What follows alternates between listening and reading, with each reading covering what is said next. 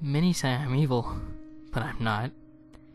Many say I'm different, but I'm not. Many say I'm insane, but I'm not. I'm lonely. I walk alone, with no one to comfort me, no one to love me. I used to be normal, like you. Funny, I always hated being a part of the normal crowd. You should appreciate what you have. You should pray that you never have to feel what I have to feel. Hate, depression, abandonment, betrayal. You all have lives. You have hope. I lost these things to a madman. He is the one who is truly evil, not me! He stole my life, my hope, my everything. He left me to rot after his damn experiment. He welcomed me with open arms. He promised me a whole new life, one better than the one which I lived. He lied! He stole everything from me. I still remember the day.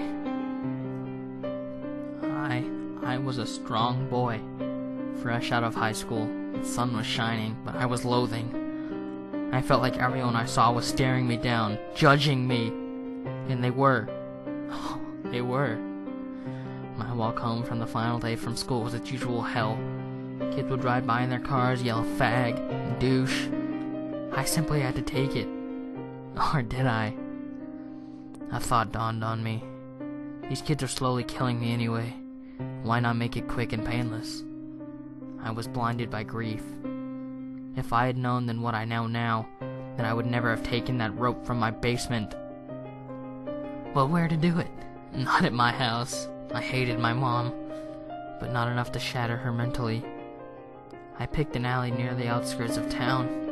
I was halfway through wrapping it around the light spot when he sculled into the alley. Young man, what are you doing? Ending it! Are you insane? Come with me. I can help you. Help me? You're off your rocker, old man. Leave me to die in peace. Now, you can't do that. He grabbed my arm. Come. When I struggled, he pulled harder. I fell, and he caught me. He quickly dragged me inside and bolted the door behind us. Young man, I think I can help you. I know how you're feeling. Simply listen to me. Damn you! Fine. But hurry. A life is a precious thing. But what would you say if I could give you a new one? For free. I'd say, where the fuck do I sign? Good. I've been doing human anatomy research, and after a few experiments, I think I've mastered manipulation of the human form.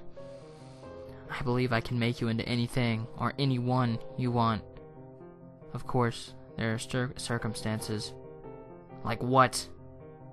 He pulled out a sheet of paper. Well, first off, sign here. What if I don't want to? Well, and that lies the second circumstance. You don't have a choice. What? You heard me, my dear fellow. He pulled out a syringe and filled it with a green liquid. Now hold still. I tried to run, I tried to scream, but he grabbed me. He forced the needle into my neck, and everything went black. I awoke in a glass chamber. He had me in a suit, for whatever damn reason. Seconds after I woke, he entered the room in a lab coat. Hello, my friend. Did you have a nice nap? Where the fuck am I? That's not your concern. All you have to do is sit back and let me do all the work. Let me out, you psychopath! I'll kill you!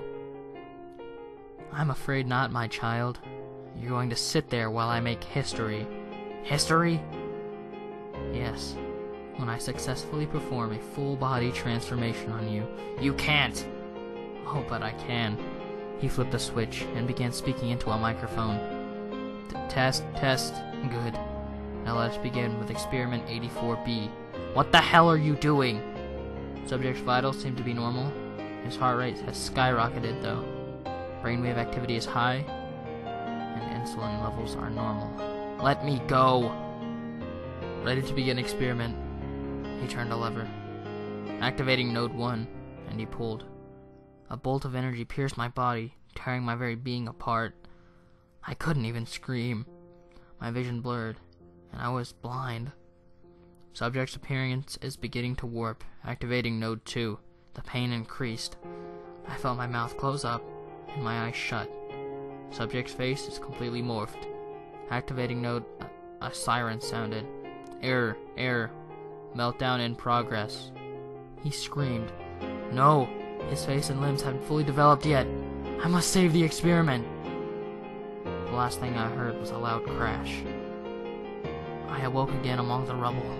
I could hardly see. It was as if a screen or some sort of something covered my eyes. My mouth felt as if it had been sewn shut. I couldn't breathe. My nose had shut too. But somehow, I didn't need to breathe anymore. I got up. My arms and my legs felt strange. It took me nearly a minute to regain control of them. I began to walk through the debris. A shattered computer lay near a dismembered foot. The trail of blood led me to a hallway, and then a door. I could hear muffled grunts behind it. I opened the door and saw a policeman heave some fallen concrete slabs away from another door. He turned and saw me. He then screamed and ran. I tried to yell for him to stop, but I couldn't speak, so I chased him. As I began to run, I felt my legs shifting, as if they were growing while I moved. I soon caught up to him, and when I reached to grab his shoulder, a tendril shot from my arm and impaled his chest. He cursed and fell. What the fuck just happened? I thought. I looked over his dying body. There was a gaping hole in his chest. I could do nothing to save him. I continued to follow the blood trail until I came upon the body of the man. He was crushed under a fallen rafter. I lifted him up, not realizing until later the strength that the task should have required. Angrily, I hurled his body at the wall and was splattered with a rain of blood. I tried escaping the building, but every turn was a dead end. I continued to search until I came into a bathroom. I needed to get this blood off my hands. I walked inside the bathroom and looked into the mirror, and I realized something. I didn't have a face. So now I am branded as a monster. I live in the nightmares of teens and adults alike, all because of that bastard. Soon after this experience, I discovered my true powers. I could stretch my arms and legs to unnatural lengths, and even produce tendrils from my back. After this whole experience, all I want is a friend. So I find people, children. They are the only ones who don't view me with fear. I often play with them, but I cannot always control my body. Every now and again I slip up and someone dies, but it's not my fault. I only seek companionship. This is my burden, and I carry it eternally. I do enjoy pictures. I like sneaking into them. There are always people photographing wildlife, so I reside in the forests. I do know what I understand now to be photo bombing, but whenever I track the person down because I wish to see what I look like in the photo, they run. And one thing leads to another, and suddenly another person dies at my hand.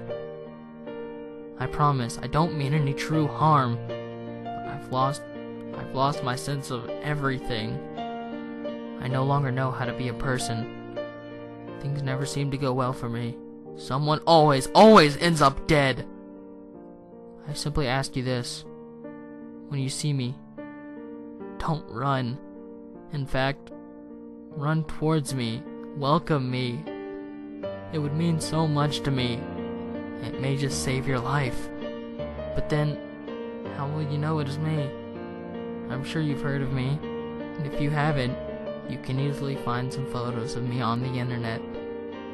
Simply go on Google and type in Slender Man.